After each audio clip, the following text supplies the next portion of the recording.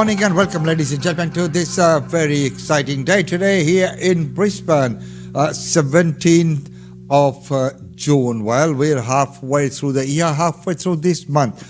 At the moment in Brisbane, it is 13 degrees and mostly sunny today. It was very, very cold this morning, I must say. There was chill in the wind factor as well. Well, congratulations to Vindu and Esti Madisimo and Simamala and the team for organizing the Winter Solace, which was a very great event raising funds for the CEO Sleep Out for Venice. Very well done.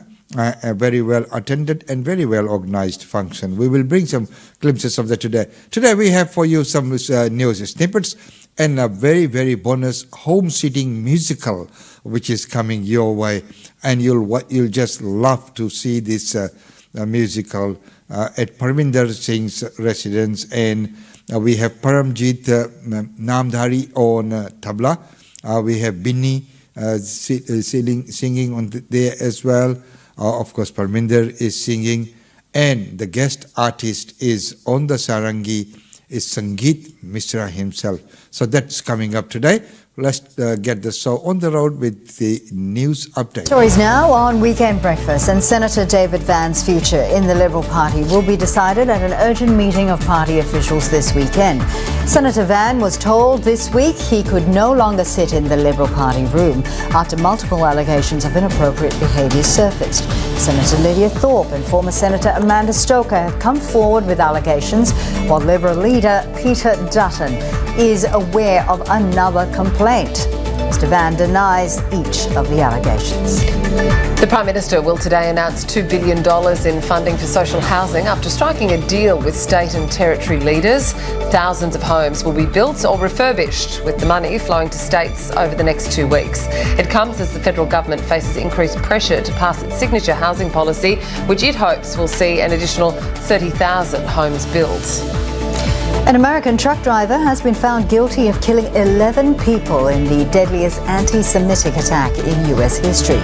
Robert Bowers was convicted of all 63 charges relating to the shooting at a Pittsburgh synagogue in 2018.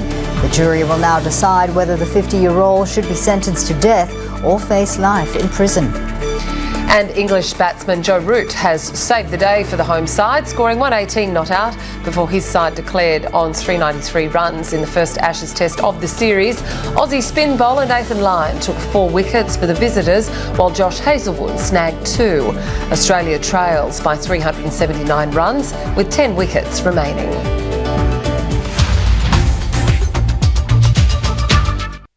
There are, ladies and gentlemen, up to date on Australian Indian Radio, and we'll go to our next news where BHP is demanding for the permanent residency applications to be sped up.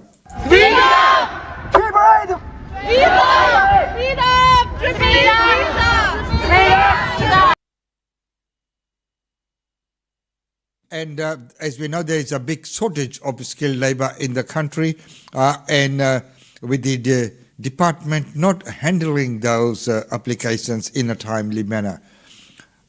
Adelaide is going to get its Cabaret Festival. Mark Nadler has come all the way from New York. Mark, thank you very much for joining us. And you look great for someone that went to bed at 2 o'clock this morning. Well, good. I'm glad. You don't ask cabaret performers to do a breakfast show unless it's like you're going to serve mimosas. And I don't really know what I'm doing here at this hour, so anything could happen. Well, we'll sort you out with a mimosa after this. Hey, this is your 18th time to Adelaide. What do you love so much about it? Well, I'll tell you one thing I love about it. I love the audiences. You can tell a lot about a community by their audiences. And an audience is a microcosm of any city. They get all the jokes. They sometimes laugh before the punchline even hits because they're listening, and it's just fantastic. I mean, when you play a place like Palm Beach, for example, they've had so much Botox that they can't even move their face. And it's just indicative of the whole. I don't think I've seen any plastic surgery in all of Australia, frankly, and I've played all over Australia, but Adelaide has the least amount of plastic surgery, and I think that's why I like it. Now, I know that you've said that you love Adelaide. Now, none of that is a lie, is it? No, I'm done with that show. That was last night's show. Talk to me about that show. That show is an examination of lies, lying, and liars called The Old Razzle Dazzle. And you can hear by my accent that I'm American, and so obviously it was inspired by the endless fountain of material coming from one Mr. Donald Trump.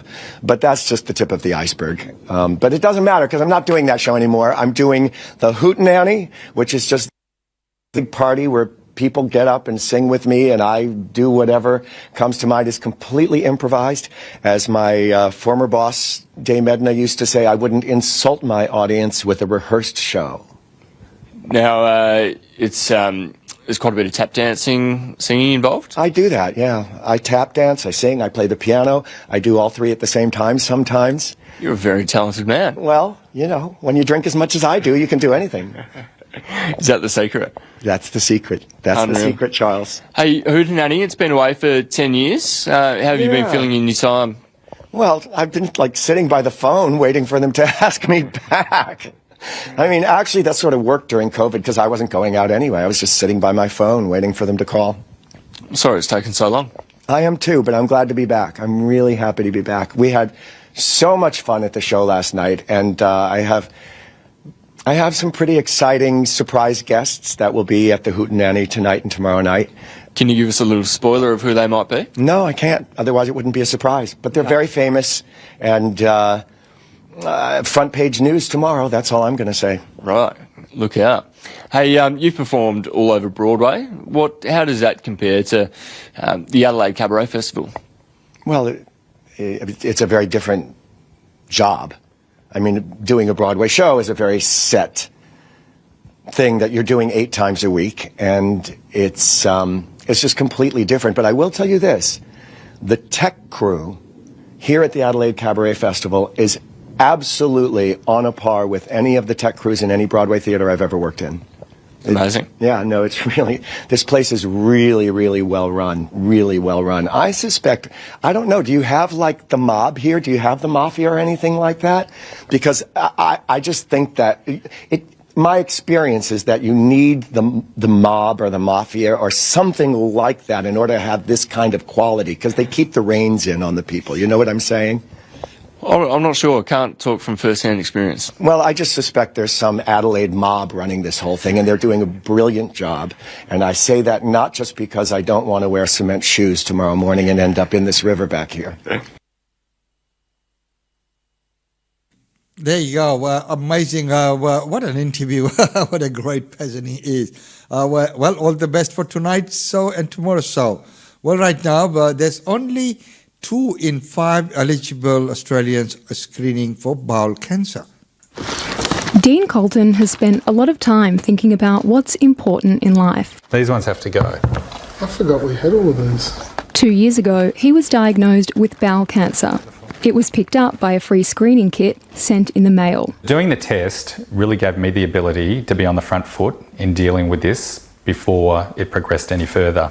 Dean didn't have any symptoms, but his family has a history of the disease, so he knows early detection is important. By doing it early, it certainly made my outcome a lot more positive. This is the kit. The free kits are sent to all Australians aged 50 to 74 every 2 years. But the latest data shows just 2 in 5 of those who received the test completed it. Screening rates are now back to where they were in 2015, despite efforts to boost awareness. Certainly from our research, messy and embarrassing are cited as the 2 most common reasons time and time again as to why people just refuse to do the test. And there's another problem. For those who do the test and need a follow-up colonoscopy, wait times have blown out. When bowel cancer is found at an early stage, it is highly treatable, and that involves getting a timely colonoscopy. Tasmania had the longest wait, more than 200 days, followed by the Northern Territory and New South Wales. There were waits of more than 150 days in the ACT and South Australia. The shortest waits were in Western Australia, Victoria and Queensland. You'll receive an envelope in the mail. The federal government has announced a $10.8 million campaign to encourage more Australians to complete the test. I thank my lucky stars every day that I did that test.